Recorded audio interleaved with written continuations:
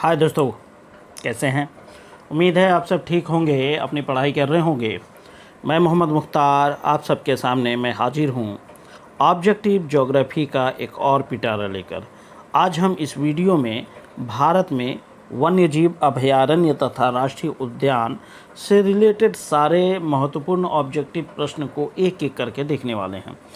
तो वीडियो थोड़ा बड़ा हो सकता है, तो घबराइएगा नहीं। मैं इनमें उन सारे महत्वपूर्ण प्रश्न को समाहित करने वाला हूं जो परीक्षा के दृष्टिकोण से महत्वपूर्ण है और आज तक किसी न किसी परीक्षाओं में वो प्रश्न पूछा गया है। तो कहने का मतलब है हर एक प्रश्न आपके लिए महत्वपूर्ण होने वाला है। तो इसलिए दिल थाम कर वीडियो को इन तक देखिए और तसल्ली के साथ एक एक प्रश्न को बारीकी से समझने का प्रयास करेंगे। तो बिना किसी देर के हम बढ़ते हैं आज की कड़ी के पहले प्रश्न की ओर। तो चलिए स्टार्ट करते हैं पहला प्रश्न। तो पहला प्रश्न है दोस्तों, भारत का पहला जैव मंडल आरक्षित क्षेत्र कहाँ स्थापित किया गया। Option A Nilgiri, option B Sundarban, option C Pachmarhi और ऑप्शन डी कंचनजंगा। तो बताइए भारत का पहला जैव मंडल आरक्षित क्षेत्र कहाँ स्थापित किया गया है। तो इसका सही जवाब क्या होगा? इसका सही जवाब है ऑप्शन ए नीलगिरी, क्योंकि नीलगिरी में ही भारत का पहला जैव मंडल आरक्षित क्षेत्र स्थापित किया गया। अगर आपसे ईस्वी पूछा जाए तो इसका सही जवाब है 1986 ईस्वी में नीलगिरी में पहला जैव मंडल आरक्षित क्षेत्र स्थापित किया गया। चलिए दूसरे प्रश्न की ओर। दूसरा प्रश्न है, जैव मंडल आरक्षित क्षेत्र का बाहरी भाग, बिल्कुल ध्यान से देखिएगा, जैव मंडल आरक्षित क्षेत्र का बाहरी भाग जो बफर परिक्षेत्र को चारों तरफ से घेरे रहता है उसे कहा जाता है। क्या कहा जाता है? ऑप्शन ए केंद्रीय क्षेत्र, ऑप्शन बी बफर क्षेत्र, ऑप्शन सी संक्रमण क्षेत्र और ऑप्शन डी इनमें से कोई नहीं। तो बताइए बफर क्षेत्र को जो चारों तरफ से घेरे रहता है उसको क्या कहा जाता है। जिसका सही जवाब क्या होगा? इसका सही जवाब है ऑप्शन सी संक्रमण क्षेत्र। अब देखिए बहुत से दोस्त इसमें गलत क्या कर जाएंगे, जैसे यहाँ पे बफर शब्द लिखा है तो वो बफर क्षेत्र को मार देगा। तो ऐसा नहीं करना है, बल्कि बफर क्षेत्र को चारों तरफ से जो घेरा रहता है उस क्षेत्र को हम संक्रमण क्षेत्र कहते हैं। एक बात और, चूँकि ये जो जैव मंडल आरक्षित क्षेत्र है उसको जो है 3 भागों में बांटा गया है। उसमें ऑप्शन ए केंद्रीय क्षेत्र, ऑप्शन बी बफर क्षेत्र और ऑप्शन सी संक्रमण क्षेत्र, यही तीनों क्षेत्र है। तो इससे भी आपके एक और ऑब्जेक्टिव प्रश्न तैयार हो रहा है। तो चलिए आगे बढ़ते हैं तीसरे प्रश्न की ओर। देखिए तीसरा प्रश्न है, यूनेस्को के बायोस्फीयर रिजर्व में शामिल भारत का पहला बायोस्फीयर रिजर्व का क्या नाम है। बायोस्फीयर रिजर्व मतलब जैव मंडल आरक्षित क्षेत्र है, ठीक है। तो option A Sundarban, option B Mannar की खाड़ी, ऑप्शन सी नीलगिरी और ऑप्शन डी नंदा देवी। तो बताइए यूनेस्को में शामिल भारत का पहला बायोस्फीयर रिजर्व का नाम क्या है। तो इसका सही जवाब है ऑप्शन सी नीलगिरी, ठीक है। हालांकि वर्तमान में चारों जो रिजर्व है यूनेस्को की सूची में शामिल है, लेकिन प्रश्न के हिसाब से पहला बायोस्फीयर रिजर्व जिसे यूनेस्को ने सूचीबद्ध किया वो बताना है।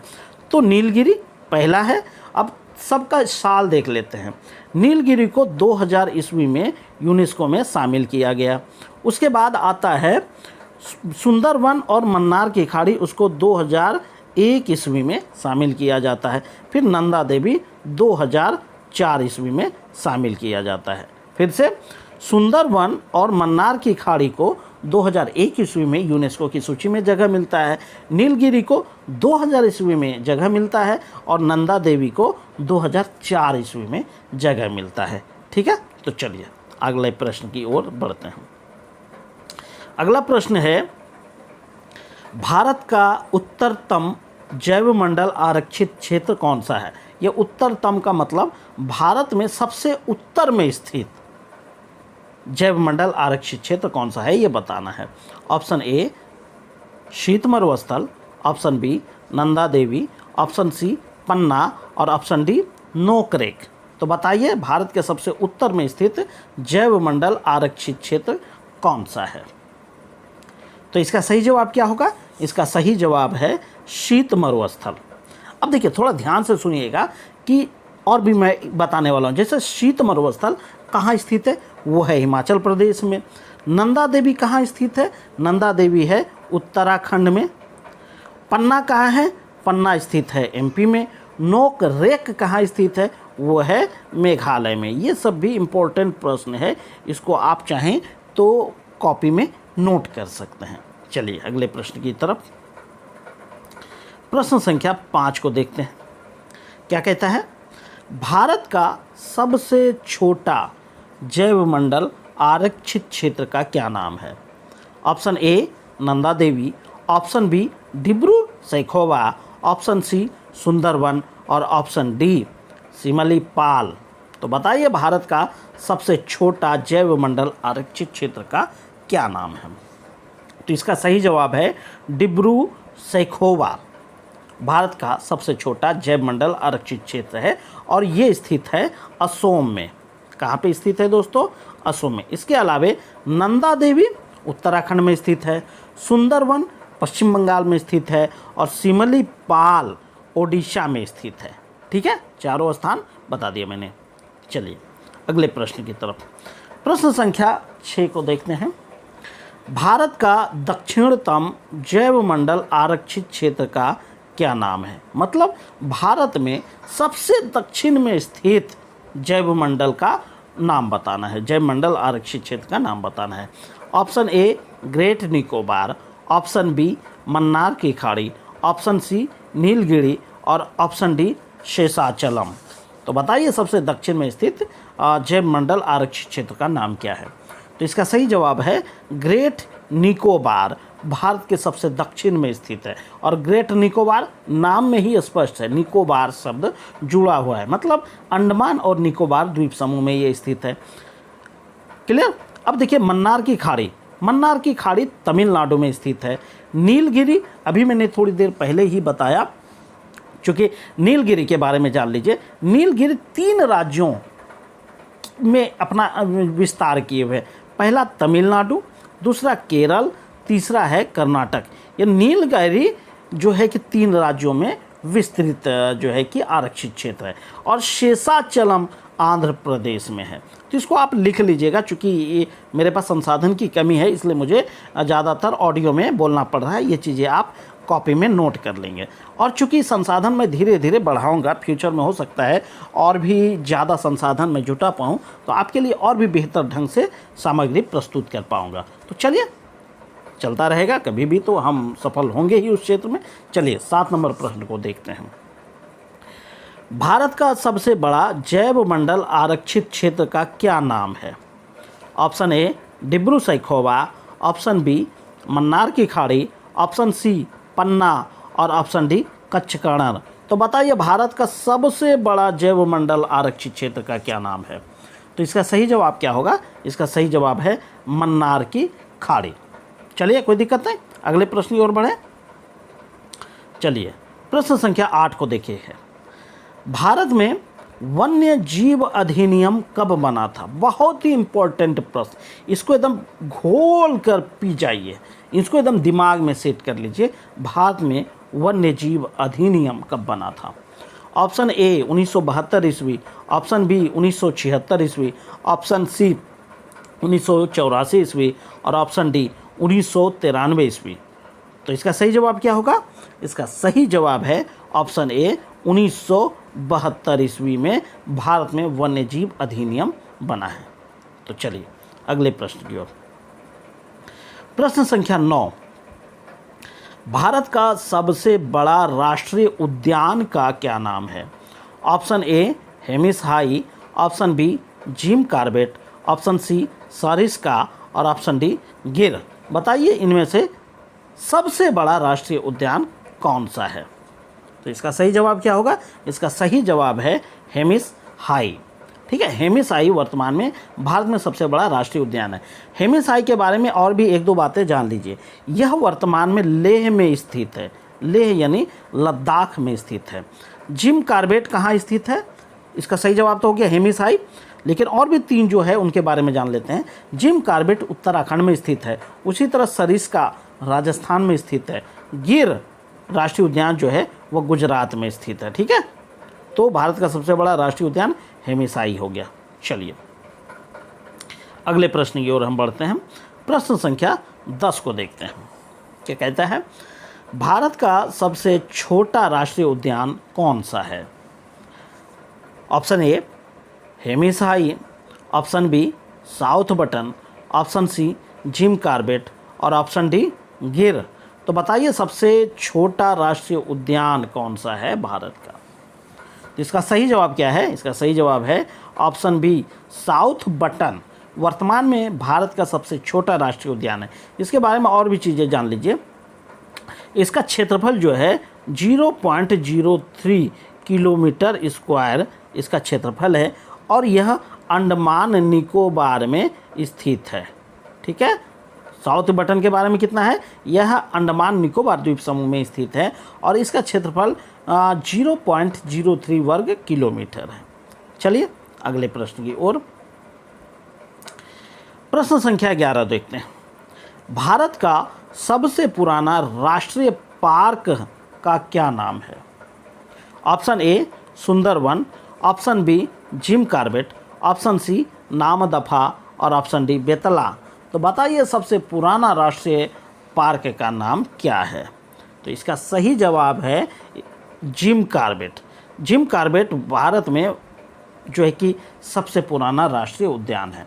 इसके बारे में थोड़ी सी और बातें हमको जान लेना है कि जिम कॉर्बेट जो है इसकी स्थापना 1936 ईस्वी में किया गया और उस समय यह हेली नेशनल पार्क के नाम से यह स्थापित किया गया था। यह वर्तमान में उत्तराखंड के नैनीताल जिला में स्थित है। ठीक है, उत्तराखंड के नैनीताल जिला में यह स्थित है।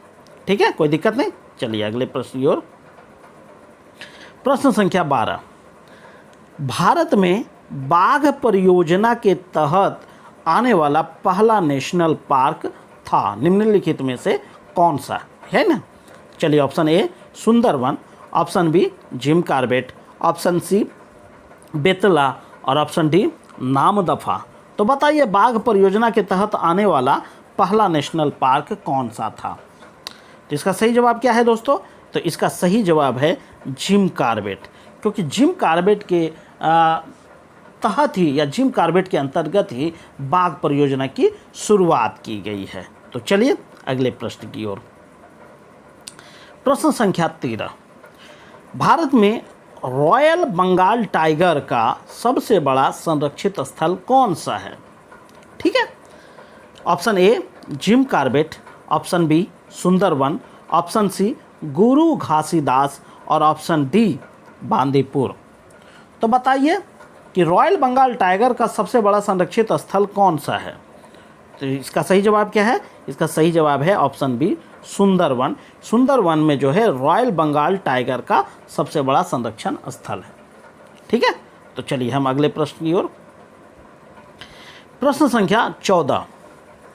भारतीय वन्यजीव बोर्ड के अध्यक्ष कौन होते हैं? ऑप्शन ए प्रधानमंत्री, ऑप्शन बी राष्ट्रपति, ऑप्शन सी गृह मंत्री और ऑप्शन डी इनमें से कोई नहीं। बहुत इंटरेस्टिंग प्रश्न है। ये सब प्रश्न जो है हमें ऐसे ही याद रख लेना चाहिए। ठीक है, क्योंकि आज के समय इतना टफ समय चल रहा है कि कहाँ से कौन सा प्रश्न हमारे सामने आ जाएगा कहना संभव नहीं है। इसलिए हम हर तरह से आपको सतर्क करने का प्रयास करते हैं। तो चलिए बताइए भारतीय वन्यजीव बोर्ड के अध्यक्ष कौन होते हैं? तो जाहिर सी बात है इसके अध्यक्ष प्रधानमंत्री होते हैं, क्योंकि यह बोर्ड जो है प्रधानमंत्री के अधीन होता है। अब क्यों होता है ये चीज़ें जब हम पॉलिटी पर बात करेंगे तो उस पर हम विस्तार से इस टॉपिक पर बात करेंगे। ठीक है, तो चलिए अगले प्रश्न की ओर। प्रश्न संख्या 15 को देखते हैं। भारत में वन्य अपराध निरोधक ब्यूरो का गठन कब हुआ? ऑप्शन ए 1972 ईस्वी, ऑप्शन बी 2007 ईस्वी, ऑप्शन सी 2008 ईस्वी और ऑप्शन डी 2018 ईस्वी। तो बताइए भारत में वन्य अपराध निरोधक ब्यूरो का गठन कब हुआ? तो इसका सही जवाब क्या है दोस्तों? इसका सही जवाब है 2007 ईस्वी। कोई दिक्कत नहीं। चलिए, और एक चीज़ और जान लीजिए, बड़ा ध्यान से देखिएगा। वन्य अपराध निरोधक ब्यूरो के गठन की जब बात हो रही है, वह 2007 ईस्वी में गठन किया गया। लेकिन यदि पूछा जाए कि यह ब्यूरो का परिचालन कब किया गया, परिचालन मतलब उन्होंने काम करना कब प्रारंभ किया, तो इसका सही जवाब है 2008 ईस्वी। मतलब 2007 ईस्वी में इसकी स्थापना की जाती है और 2008 ईस्वी में इन्होंने काम करना प्रारंभ किया है। तो 15 नंबर प्रश्न में 2 प्रश्न है, बिल्कुल ध्यान से देखिएगा। फिर से एक बार रिपीट कर दूं, 2007 ईस्वी में वन्य अपराध निरोधक ब्यूरो का गठन होता है और 2008 ईस्वी में उन्होंने काम करना प्रारंभ किया है। ठीक है, चलिए अगले प्रश्न की ओर। कहता है भारत में वन्य अपराध निरोधक ब्यूरो का प्रधान कार्यालय कहाँ स्थित है? अब आगे बढ़ें, इसका जवाब बताएं। पहले हम बता दें कि इस पर वन्य अपराध निरोधक ब्यूरो का एक स्पेशल वीडियो हमने ऑलरेडी अपने चैनल पर अपलोड किया है, जो इसी चैनल पे आपको मिलेगा। उस वीडियो का लिंक मैं इस वीडियो के डिस्क्रिप्शन में डाल दूंगा। और हाँ, ऑब्जेक्टिव प्रश्न से रिलेटेड जितने भी सब्जेक्टिव वीडियो है, उनको सारे वीडियो को मैं क्रमबद्ध रूप से वीडियो के डिस्क्रिप्शन में डाल देता हूं, ताकि आपको सब्जेक्टिव रूप से अगर उस वीडियो को देखना पड़े तो देखने में परेशानी ना हो, ढूंढने में परेशानी ना हो। तो चलिए, इसका भी मैं वीडियो डिस्क्रिप्शन में डाल दूंगा, आप देख लीजिएगा। तो चलिए फिर से, भारत में वन्य अपराध निरोधक ब्यूरो का प्रधान कार्यालय कहाँ है? Option A Delhi, option B Kolkata, option C Mumbai और ऑप्शन डी चेन्नई। तो बताइए प्रधान कार्यालय, यहाँ पे प्रधान शब्द की बात की गई है, तो इसका सही जवाब है ऑप्शन ए दिल्ली, क्योंकि दिल्ली में इसकी प्रधान कार्यालय की स्थापना की गई है। बाकी ये जो चारों स्थान है, दिल्ली, कोलकाता, मुंबई, चेन्नई, इस चारों में वन्य अपराध निरोधक ब्यूरो का कार्यालय है, लेकिन प्रश्न में प्रधान कार्यालय की बात की गई है। ठीक है, तो इस पर भी वीडियो है, वो आराम से देख लीजिएगा। ठीक है, सब्जेक्टिव वीडियो। चलिए प्रश्न संख्या 17 को देखते हैं, क्या कहता है? भारतीय वन्य जीव संस्थान की स्थापना कब किया गया? ऑप्शन ए 1972 ईस्वी, ऑप्शन बी 1982 ईस्वी, ऑप्शन सी 2008 ईस्वी और ऑप्शन डी 2017 ईस्वी। तो बताइए भारतीय वन्य जीव संस्थान की स्थापना कब किया गया? तो इसका सही जवाब क्या है दोस्तों? इसका सही जवाब है ऑप्शन बी 1982 ईस्वी। कोई दिक्कत नहीं। चलिए प्रश्न संख्या 18, अपने प्राकृतिक परिवेश में वन्य जीवन के लिए कानूनी तौर पर आरक्षित क्षेत्र है। Option A national park, option B biosphere reserve, option C sanctuary और ऑप्शन डी सामाजिक वन। तो बताइए इसमें कानूनी तौर पर जो आरक्षित स्थल है या आरक्षित क्षेत्र है कौन सा है? तो इसका सही जवाब है बायोस्फीयर रिजर्व। ये इंग्लिश में है, हिंदी में इसे जैव मंडल आरक्षित क्षेत्र कहा जाता है। ठीक है, तो चलिए अगला प्रश्न की ओर। प्रश्न संख्या 19, निम्नलिखित में कौन सा अभयारण्य जंगली हाथियों के लिए प्रसिद्ध है? बिल्कुल ध्यान से, जंगली हाथियों के लिए प्रसिद्ध अभयारण्य कौन सा है, निम्नलिखित में से बताना है। Option A Manas, option B Bandipur, option C Periyar और ऑप्शन डी चंद्रप्रभा। तो बताइए जंगली हाथियों के लिए प्रसिद्ध अभयारण्य। तो इसका सही जवाब क्या होगा दोस्तों? इसका सही जवाब है पेरियार, ऑप्शन सी। ठीक है, चलिए अगले प्रश्न की ओर।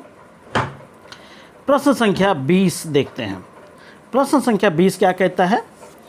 विश्व का एकमात्र तैरता हुआ राष्ट्रीय उद्यान किबुल लामजाओ कहाँ पर स्थित है? Option A Manipur, option B Mizoram, option C Tripura और ऑप्शन डी असम। तो भाई उत्तर बताने से पहले देख लीजिए, यहाँ पे प्रश्न में ही एक प्रश्न छिपा हुआ है। विश्व का एकमात्र तैरता हुआ राष्ट्रीय उद्यान, ये भी प्रश्न पूछ सकता है, क्योंकि विश्व का एकमात्र तैरता हुआ राष्ट्रीय उद्यान का नाम बताइए। तो इसका सही जवाब क्या होगा? किबुल लामजाओ। तो वही पूछ रहा है कि यह किबुल लामजाओ कहाँ पर स्थित है, और वो हमारा देश भारत है, और भारत का एक राज्य है मणिपुर, जहाँ किबुल लामजाओ राष्ट्रीय उद्यान स्थित है। कोई दिक्कत नहीं, बढ़े हम अगले प्रश्न की ओर। चलिए अगले प्रश्न की ओर हम बढ़ते हैं। प्रश्न संख्या 21, नल सरोवर पक्षी अभयारण्य किस राज्य में है? Option A Rajasthan, option B Gujarat, option C Maharashtra, और ऑप्शन डी ओडिशा। बताइए नल सरोवर राष्ट्रीय उद्यान कहाँ स्थित है? तो इसका सही जवाब क्या होगा दोस्तों? इसका सही जवाब है ऑप्शन बी गुजरात। गुजरात में नल सरोवर पक्षी अभयारण्य स्थित है। अब इस तरह का पक्षी अभयारण्य से रिलेटेड भी जो है कि सब्जेक्टिव वीडियो ऑलरेडी अपलोड किया गया है, उसको भी आप देख लीजिएगा। चलिए अगले प्रश्न की ओर बढ़ते हैं। बहुत इंपॉर्टेंट प्रश्न, इसको एकदम निचोड़ कर पी जाना है भाई साहब, ठीक है। काजीरंगा किस लिए जाना जाता है? ऑप्शन ए बाघ, ऑप्शन बी पक्षी, ऑप्शन सी गैंडा, और ऑप्शन डी गौर। बताइए काजीरंगा किस लिए जाना जाता है? तो इसका सही जवाब क्या होगा? इसका सही जवाब होगा गैंडा, एक सींग वाला गैंडा, है ना। काजीरंगा एक सींग वाले गैंडे के लिए जाना जाता है। तो चलिए अगले प्रश्न की ओर। प्रश्न संख्या 23, काजीरंगा राष्ट्रीय उद्यान कहाँ पर स्थित है? Option A Gujarat, option B Rajasthan, option C Odisha, और ऑप्शन डी असम। बताइए काजीरंगा राष्ट्रीय उद्यान कहाँ पर स्थित है? तो इसका सही जवाब क्या होगा दोस्तों? इसका सही जवाब है ऑप्शन डी असम, क्योंकि असम में काजीरंगा राष्ट्रीय उद्यान स्थित है। चलिए अगले प्रश्न की ओर। प्रश्न संख्या 24। अब देखिए लिखा है इस राज्य में, चूंकि प्रश्न को थोड़ा इसको सही कर लीजिएगा, इसकी जगह किस लिख लीजिएगा, ठीक है। किस राज्य में राष्ट्रीय उद्यान वैली ऑफ फ्लावर्स स्थित है? Option A Jammu Kashmir, option B Kerala, option C Himachal Pradesh, और ऑप्शन डी उत्तराखंड। मतलब वैली ऑफ फ्लावर्स मतलब फूलों की घाटी किस राज्य में स्थित है? तो इसका सही जवाब क्या है? इसका सही जवाब है ऑप्शन डी उत्तराखंड, ठीक है। तो चलिए अगले प्रश्न की ओर। प्रश्न संख्या 25, बांदीपुर प्रोजेक्ट टाइगर रिजर्व किस राज्य में स्थित है? Option A Madhya Pradesh, option B Karnataka, option C Rajasthan, और ऑप्शन डी असम। बताइए बांदीपुर प्रोजेक्ट टाइगर रिजर्व किस राज्य में स्थित है? तो इसका सही जवाब क्या होगा? इसका सही जवाब होगा ऑप्शन बी कर्नाटक। कर्नाटक में बांदीपुर प्रोजेक्ट टाइगर रिजर्व स्थित है। तो चलिए अगले प्रश्न की ओर।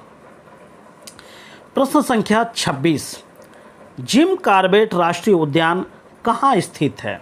Option A Uttar Pradesh, option B Maharashtra, option C Assam, और ऑप्शन डी उत्तराखंड। तो बताइए जिम कॉर्बेट राष्ट्रीय उद्यान कहाँ स्थित है? इसका सही जवाब क्या होगा?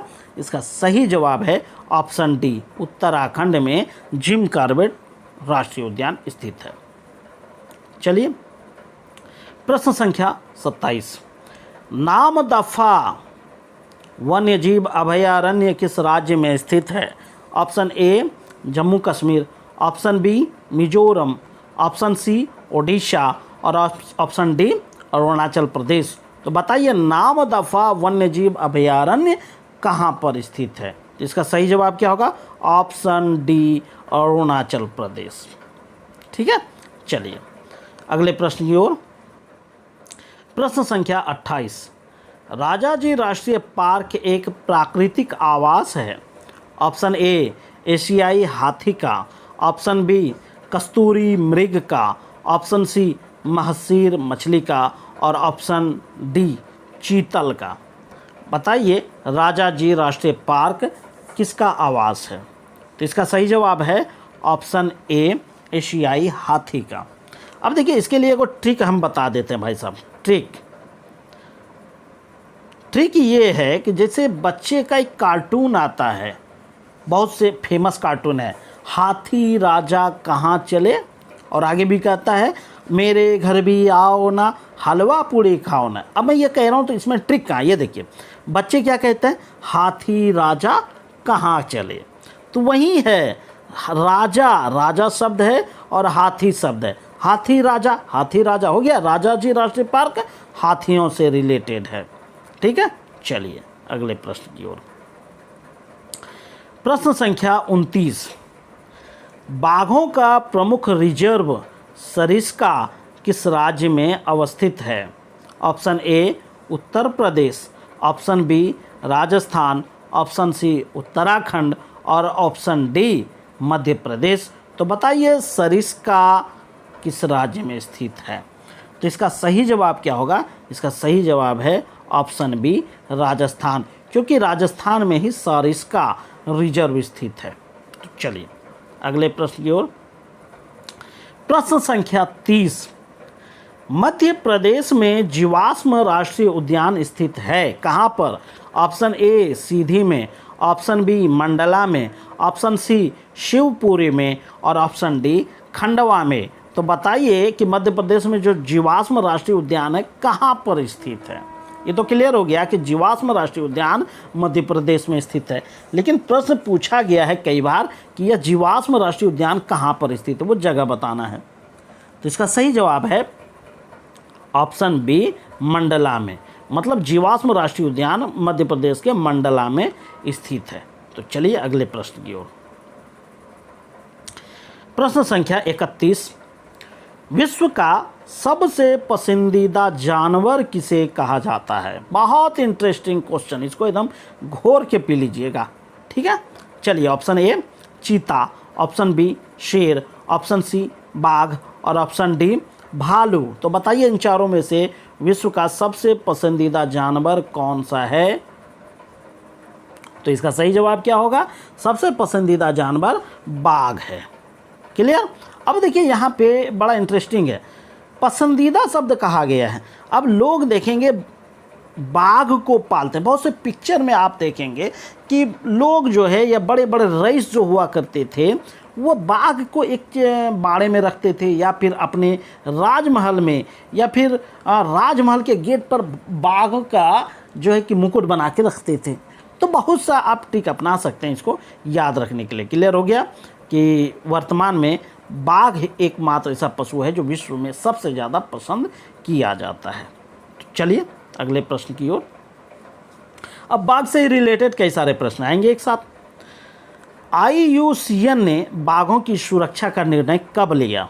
ऑप्शन ए 1965 ईस्वी, ऑप्शन बी 1969 ईस्वी, ऑप्शन सी 1972 ईस्वी और ऑप्शन डी 1978 ईस्वी। तो बताइए बाघों की सुरक्षा के लिए IUCN ने निर्णय कब लिया?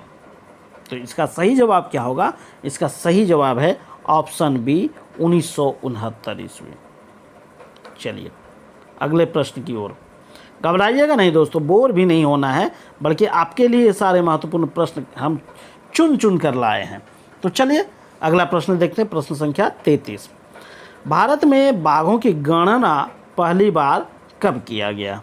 ऑप्शन ए 1969 ईस्वी, ऑप्शन बी 1972 ईस्वी, ऑप्शन सी 1976 ईस्वी और ऑप्शन डी 2014 ईस्वी।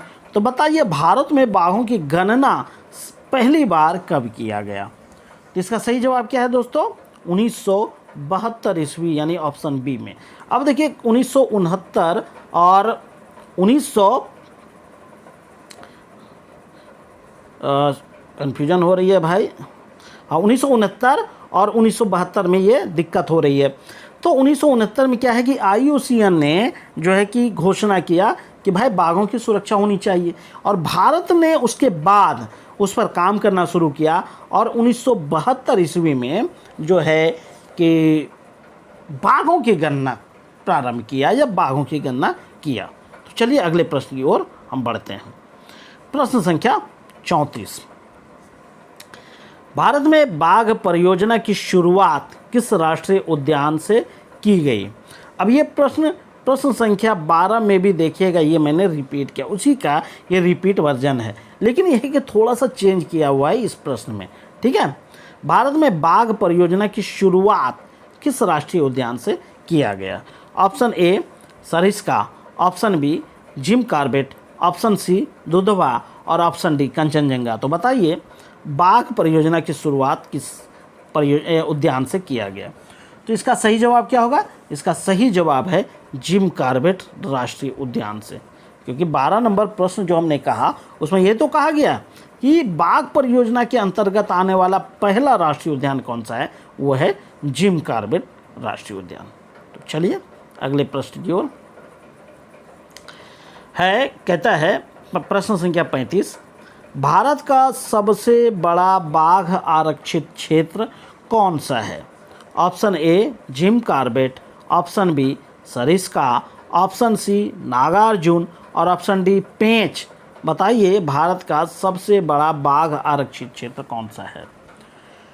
तो इसका सही जवाब क्या होगा दोस्तों? इसका सही जवाब है ऑप्शन सी नागार्जुन सागर। तो चलें अगले प्रश्न की ओर।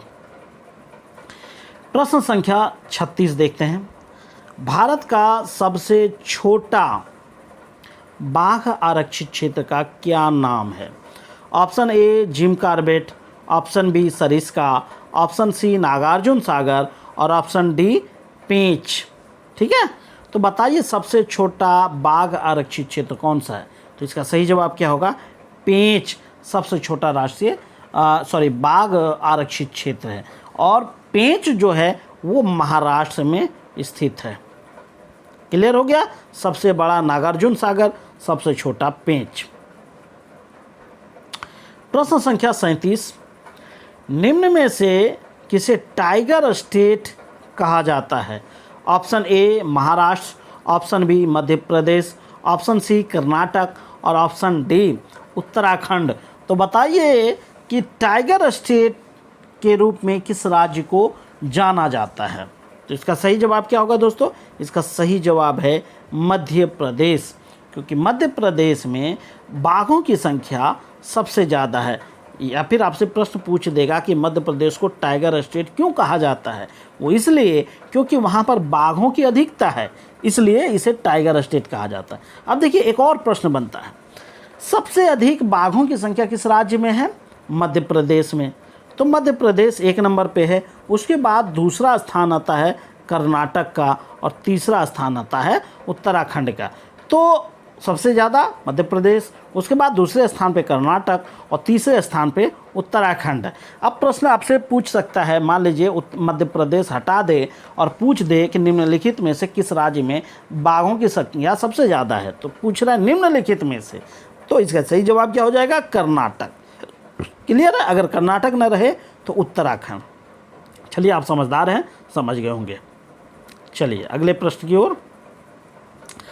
प्रश्न संख्या 38, निम्नलिखित में से मोगली महोत्सव का संबंध किससे है?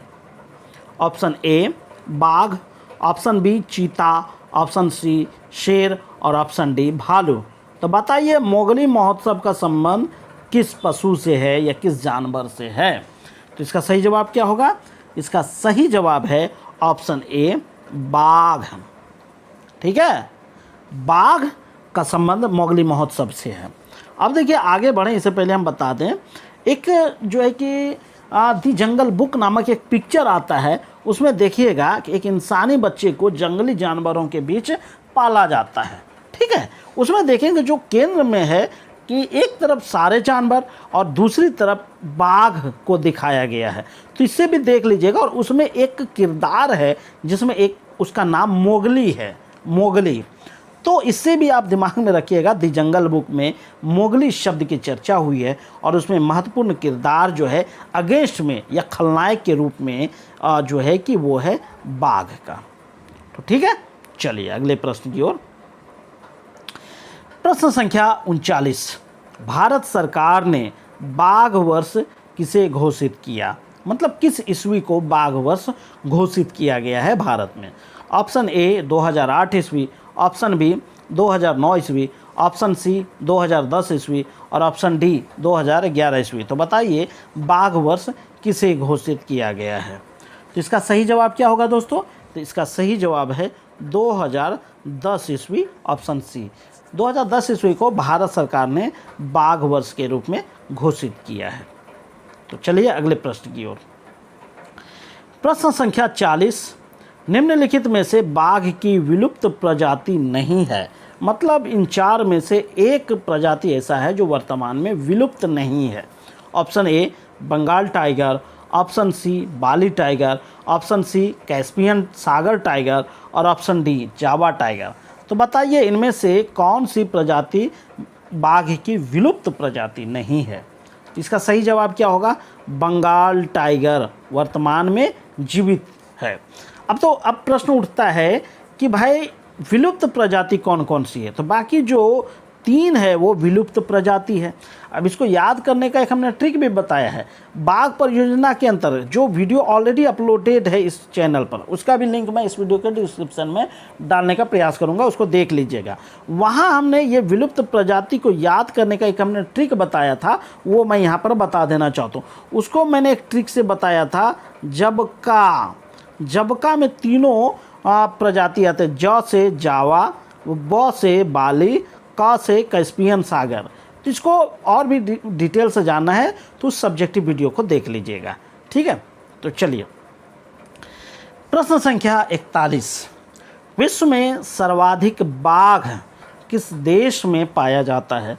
ऑप्शन ए चीन, option B Japan, option C Bharat और ऑप्शन डी कोरिया। तो बताइए विश्व के किस देश में सबसे अधिक संख्या में बाघ पाया जाता है? तो इस मामले में हम भारतीय जो है कि आगे हैं, क्योंकि भारत में सबसे ज़्यादा बाघ पाया जाता है। और आश्चर्य की बात है कि विश्व में जितना बाघ पाया जाता है उसका 70% जो है भारत में पाया जाता है, ठीक है। तो चलिए आगे हम बात करते हैं अगले प्रश्न पर।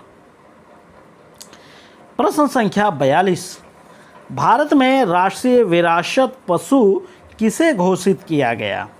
ऑप्शन ए बाघ, ऑप्शन बी हाथी, ऑप्शन सी चीता और ऑप्शन डी डॉल्फिन। तो बताइए राष्ट्रीय विरासत पशु के रूप में किसे घोषित किया गया है? तो इसका सही जवाब क्या होगा दोस्तों?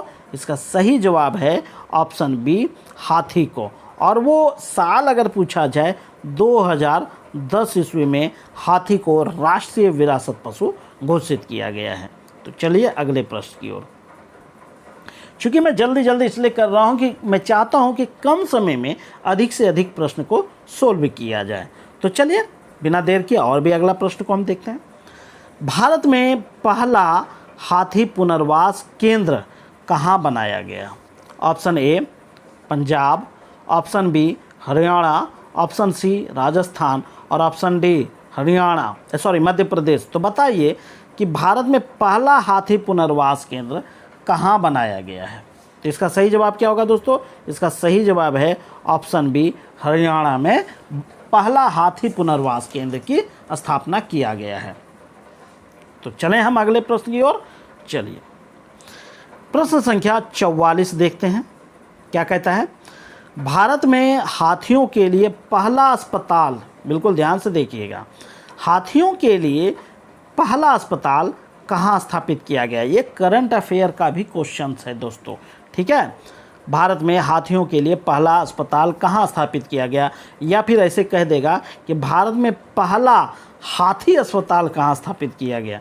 Option A Uttar Pradesh, option B Uttarakhand, option C Haryana और ऑप्शन डी पश्चिम बंगाल। तो बताइए हाथियों के लिए पहला अस्पताल की स्थापना कहाँ किया गया है? तो इसका सही जवाब है ऑप्शन ए उत्तर प्रदेश। और उत्तर प्रदेश का मथुरा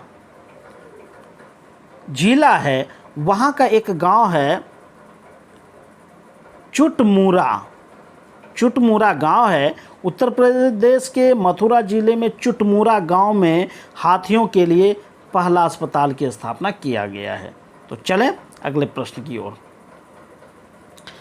प्रश्न संख्या 45, भारत का सबसे बड़ा हाथी आरक्षित क्षेत्र कौन सा है? Option A Kaziranga, option B Mysore, option C Nilambur और ऑप्शन डी अन्नामलाई। तो बताइए कि भारत में वर्तमान समय में सबसे बड़ा हाथी आरक्षित क्षेत्र कौन सा है। तो इसका सही जवाब क्या होगा दोस्तों? इसका सही जवाब है ऑप्शन बी मैसूर। मैसूर में सबसे बड़ा हाथी आरक्षित क्षेत्र है और अगर उसके क्षेत्रफल की बात की जाए तो उसका क्षेत्रफल है 6734 वर्ग किलोमीटर क्षेत्रफल है उसका। तो चलिए अगले प्रश्न की ओर। प्रश्न संख्या 46, भारत का सबसे छोटा हाथी आरक्षित क्षेत्र कौन सा है? Option A Kaziranga, option B Coimbatore, option C Periyar और ऑप्शन डी इटांकी। तो बताइए भारत का सबसे छोटा हाथी आरक्षित क्षेत्र कौन सा है? इसका सही जवाब क्या होगा दोस्तों? इसका सही जवाब है इटांकी। इटांकी सबसे छोटा क्षेत्रफल में आरक्षित क्षेत्र है और उसका क्षेत्रफल की बात अगर की जाए 202 वर्ग किलोमीटर इसका क्षेत्रफल है। तो चलें अगले प्रश्न की ओर। प्रश्न संख्या 47 लिखता है सर्वाधिक हाथियों वाला भारत का राज्य कौन सा है? Option A Karnataka, option B Assam, option C Kerala और ऑप्शन डी इनमें से कोई नहीं। तो बताना है कि भारत में हाथियों की संख्या सबसे ज़्यादा किस राज्य में पाया जाता है। बहुत ही इंटरेस्टिंग क्वेश्चन है, इसको बिल्कुल ध्यान से देखिएगा। चूँकि अगर इस तरह का ऑप्शन रहे तो पहले स्थान पर कर्नाटक, दूसरे स्थान पे असम और तीसरे स्थान पे केरल है। ठीक है, तो इस तरह हाथियों की संख्या के हिसाब से राज्यों का क्रम है। तो इस हिसाब से आप देख रहे हैं कि सर्वाधिक हाथी कहाँ पे पाया गया? कर्नाटक में, 2 नंबर पे असम और 3 नंबर पे केरल है। तो क्लियर है, इसको भी अगर कर्नाटक हटा दे तो सही जवाब क्या होगा? असम। और अगर असम को भी हटा दिया जाए तो सही जवाब क्या होगा? केरल। तो ठीक है, समझ रहे हैं कि आप 47 नंबर प्रश्न जो है इनमें कई सारे प्रश्नों को समाहित किया गया है। तो चलें अगले प्रश्न की ओर। प्रश्न संख्या 48 देखते हैं। क्या कहता है? भारत में मगरमच्छ संरक्षण परियोजना कब बनाई गई? ऑप्शन ए 1970 ईस्वी, ऑप्शन बी 1974 ईस्वी, ऑप्शन सी 1978 ईस्वी और ऑप्शन डी 1980 ईस्वी। अब ये मगरमच्छ वाली बात आप बोर हो रहे होंगे कि भाई साहब ये सब कौन सा प्रश्न है और कहाँ पूछा जाता है। तो भाई साहब जान लीजिए, ये पीसीएस या फिर कहीं यूपीएससी का जब आप एग्ज़ाम देंगे तो वहाँ पर ये सारे प्रश्न आपसे पूछे जाएंगे। और यूपीएससी आप जान ही रहे हैं कि भारत का सबसे बड़ा जो है कि परीक्षा प्रणाली है, या सबसे बड़ा कहें कि एक प्रकार का अपॉर्चुनिटी है जिसमें हर कोई जाना चाहता है। तो वहाँ पर ये सारे प्रश्न पूछे जाएंगे और मेरा चूँकि कोशिश है कि मैं यूपीएससी लेवल का वीडियो आपके सामने प्रस्तुत करूं और मैं यथासंभव उसमें सफल भी हो रहा हूं। बाकी आप कितना उससे लाभान्वित होते हैं ये तो आप पे डिपेंड करता है। तो चलिए आगे बढ़ते हैं। भारत में मगरमच्छ संरक्षण परियोजना की शुरुआत कब की गई या मगरमच्छ संरक्षण परियोजना कब बनाई गई? तो इसका सही जवाब क्या होगा दोस्तों? इसका सही जवाब है ऑप्शन बी 1974 ईस्वी। ठीक है, तो चलिए अगले प्रश्न की ओर। प्रश्न संख्या 49 कहता है सर्वाधिक मगरमच्छ अभयारण्य किस राज्य में स्थित है? Option A Tamil Nadu, option B Andhra Pradesh, option C Kerala और ऑप्शन डी मध्य प्रदेश। तो सर्वाधिक मगरमच्छ अभयारण्य किस राज्य में स्थित है वो बताना है। तो इसका सही जवाब क्या होगा दोस्तों? इसका सही जवाब है ऑप्शन बी आंध्र प्रदेश। आंध्र प्रदेश में वर्तमान में सबसे ज़्यादा मगरमच्छ अभयारण्य मौजूद है। चलिए अगले प्रश्न की ओर। प्रश्न संख्या 50 सेब नामक कार्यक्रम का संबंध किससे है? अब ये सेब खाने वाला सेब नहीं, इसको SAVE सेब इसको रूप में ये है इसका इंग्लिश रूपांतर। तो सेब नामक कार्यक्रम का संबंध किससे है? ऑप्शन ए तितली, ऑप्शन बी मगरमच्छ, ऑप्शन सी गिद्ध और ऑप्शन डी इनमें से कोई नहीं। तो बताइए सेब नामक कार्यक्रम किससे रिलेटेड है? तो इसका मतलब है 50 नंबर में सेब नामक कार्यक्रम का जो संबंध है ना दोस्तों, वो संबंध है गिद्ध से। ठीक है। और सेव कार्यक्रम के तहत जो इनका उद्देश्य है, उनका उद्देश्य है गिद्ध को समाप्त होने से बचाना। क्योंकि हम आप भी देखते हैं, जब मैं बचपन में था या फिर मैं इतना तो समझ था ही कि मैं आराम से समझ सकता था, गिद्ध हमारे मोहल्ले में, इलाके में बहुत आयत से पाया जाता था। लेकिन अभी आप देखेंगे कि एक तरह से ये विलुप्त सा हो गया है। तो उसे गिद्ध की सुरक्षा के लिए, गिद्ध को समाप्त होने से बचाने के लिए वर्तमान में सेव नामक कार्यक्रम की शुरुआत की गई है। चलिए अगले प्रश्न की ओर। प्रश्न संख्या 51। एशिया का पहला जिप्स गिद्ध पुनरुद्धार कार्यक्रम की शुरुआत कहाँ किया गया? Option A Punjab, option B Haryana, option C Odisha और ऑप्शन डी उत्तराखंड। तो बताइए जिप्स गिद्ध पुनरुद्धार कार्यक्रम की शुरुआत कहाँ से किया गया?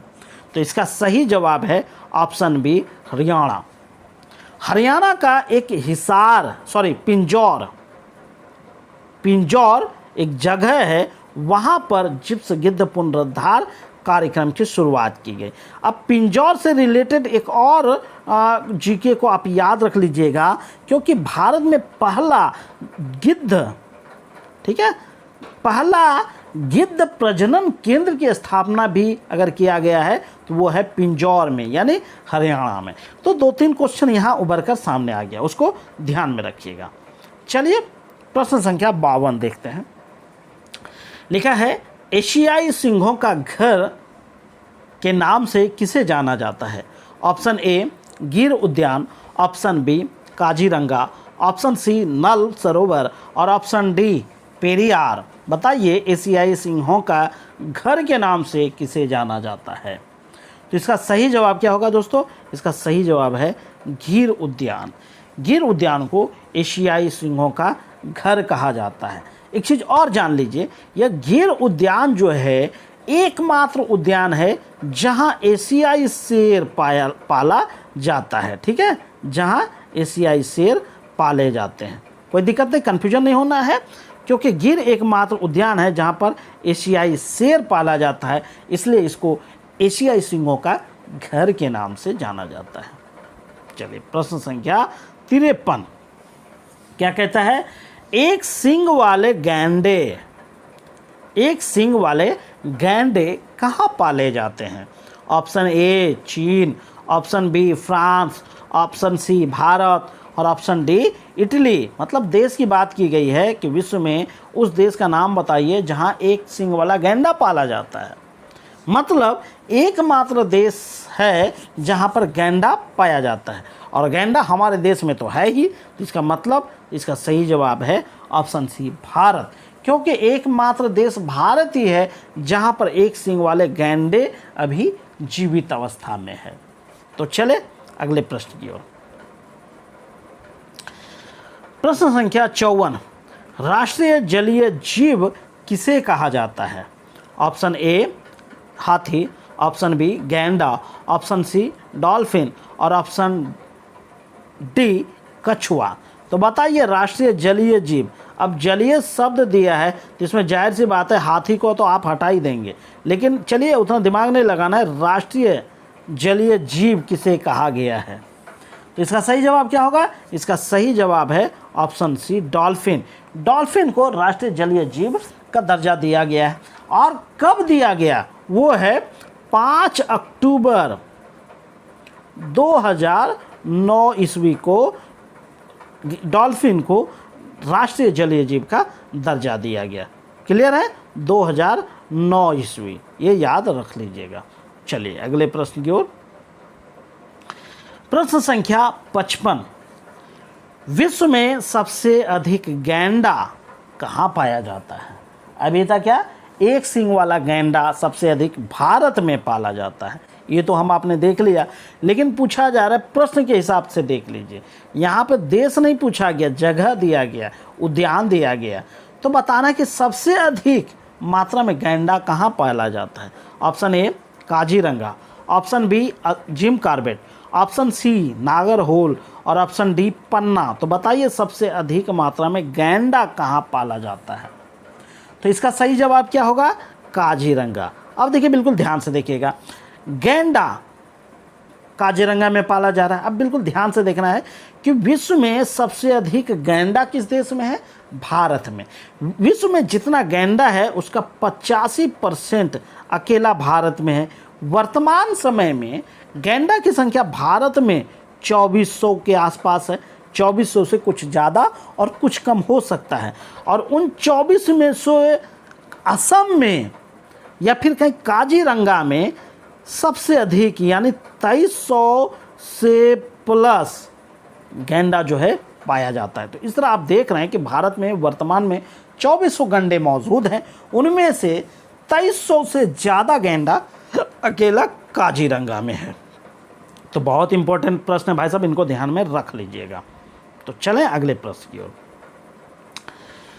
प्रश्न संख्या 56, नॉन ह्यूमन पर्सन का दर्जा केंद्र सरकार ने किसे दिया? ऑप्शन ए बाघ, ऑप्शन बी चीता, ऑप्शन सी डॉल्फिन और ऑप्शन डी कछुआ। तो बताइए नॉन ह्यूमन पर्सन किसे कहा जाता है? तो इसका सही जवाब क्या होगा? इसका सही जवाब है ऑप्शन सी डॉल्फिन। अब देखिए, डॉल्फिन से रिलेटेड कई सारे प्रश्न हैं।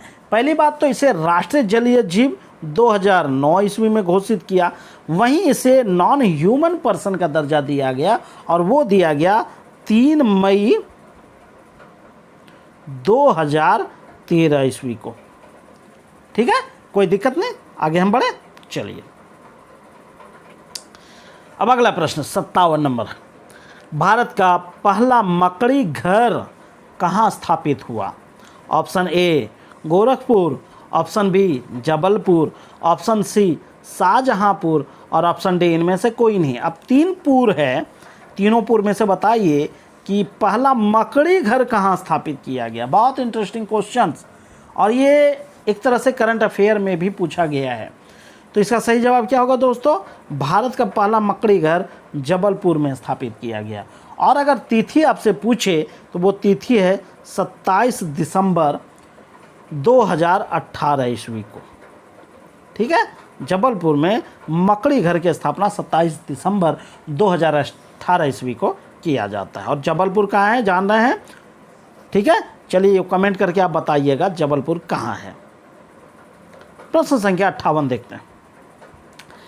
विश्व का सबसे बड़ा सारस प्रशिक्षण केंद्र बनाने की योजना है कहाँ पर? Option A Madhya Pradesh, option B Uttar Pradesh, option C Maharashtra और ऑप्शन डी तेलंगाना में। बताइए कि विश्व का सबसे बड़ा सारस प्रशिक्षण केंद्र बनाने की योजना है, मतलब अभी उसको जो है कि कार्य रूप में परिणत नहीं किया गया या फिर उसका निर्माण पूरी तरह से अभी नहीं किया गया है, लेकिन उसकी योजना है। तो इसका सही जवाब क्या होगा? उसका सही जवाब है उत्तर प्रदेश में। और जब मैं ये वीडियो बना रहा हूँ तो उत्तर प्रदेश से एक बहुत बड़ा राजनीतिक कहें कि षड्यंत्र कहें या फिर राजनीतिक कहें कि हलचल कहें, एक सारस की कहानी आपको फेमस हुआ होगा। और जब ये मैं वीडियो बना रहा हूँ तो अभी तक ये घटना घट चुकी है कि एक व्यक्ति ने सारस की सुरक्षा किया, उनके पैर का इलाज कराया, बाद में उन दोनों में दोस्ती हो जाती है। सारस उनके संग रहने लगता है, जब वो बाइक चलाता है तो उनके संग ही वह उड़ता है। और फिर धीरे धीरे वन विभाग वाले को उनकी सूचना मिल जाती है। वन विभाग वाले उस सारस को अपने जो है कि ले जाते हैं जहाँ पर इनका जो है कि चिड़ियाघर कहें, फिर जाकर उसके संरक्षण स्थल में उसे एक तरह से जाले में रख दिया जाता है। लेकिन अभी तक खबर मिल रही है, जो खबर मिल रही है कि इसका गम जो है कि सारस को भी है और उनके दोस्त को भी है, तो दोनों बेचैन हैं। लेकिन भाई साहब कानून है, कानून से सारे बंधे हैं, कोई कानून से छूट नहीं सकता। लेकिन चलिए बात आगे होती रहेगी, वो कानून की बात है, हम यहाँ पे प्रश्न की बात कर रहे हैं। तो ये मैं इसलिए बताया ताकि आपके माइंड में सेट हो सके कि सारस प्रशिक्षण केंद्र जो है कि वर्तमान में कहाँ पर बनाने की योजना है। तो ऑप्शन के हिसाब से इसका उत्तर हो गया उत्तर प्रदेश में। चलिए प्रश्न संख्या 59, केंद्र सरकार ने कहां पर देश का पहला वन्य जीव कॉरिडोर स्थापित करने का निर्णय लिया है? Option A Uttar Pradesh, option B Uttarakhand और ऑप्शन सी मध्य प्रदेश और लास्ट में ऑप्शन डी छत्तीसगढ़। तो बताइए कहाँ पर देश का पहला वन्यजीव कॉरिडोर, बहुत ही इंपॉर्टेंट प्रश्न है, इसको जेहन में बैठा लेना है। तो इसका सही जवाब क्या होगा? इसका सही जवाब है मध्य प्रदेश। ठीक है, अब ये कॉरिडोर बनाने का जो निर्णय लिया गया वो कब लिया गया, ये भी प्रश्न आपसे पूछ देगा। तो इसका सही जवाब है जनवरी 2016 ईस्वी में इसका निर्णय लिया गया है। तो चलिए इस कड़ी का या इस वीडियो का अंतिम प्रश्न, प्रश्न संख्या 60, ये 60वां प्रश्न है। प्रबाल भित्ति वर्ष किसे घोषित किया गया? ऑप्शन ए 2010 ईस्वी, ऑप्शन बी 2014 ईस्वी, ऑप्शन सी 2018 ईस्वी और ऑप्शन डी ये 2023 ईस्वी। इसको भी मैंने इसमें इंक्लूड कर दिया है कि ये वीडियो 2023 में बन रहा है, तो ये भी एक तरह से याद रह जाएगा हमने यह वीडियो कब बनाया था, 2023 ईस्वी में। चलिए, तो प्रबाल भित्ति वर्ष के रूप में किसे घोषित किया गया? तो इसका सही जवाब क्या होगा दोस्तों? इसका सही जवाब है ऑप्शन सी 2018 ईस्वी। तो आई होप कि आपको ये वीडियो पसंद आया होगा दोस्तों, और हमने इस वीडियो में 60 क्वेश्चंस यानी 60 महत्वपूर्ण VVI क्वेश्चंस को हमने समाहित करने का प्रयास किया है।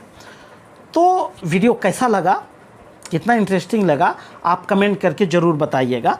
और चलिए आपकी पढ़ाई जारी रहे और हम अपनी पूरी मेहनत आपके लिए कर रहे हैं। तब तक के लिए थैंक यू। जय हिंद।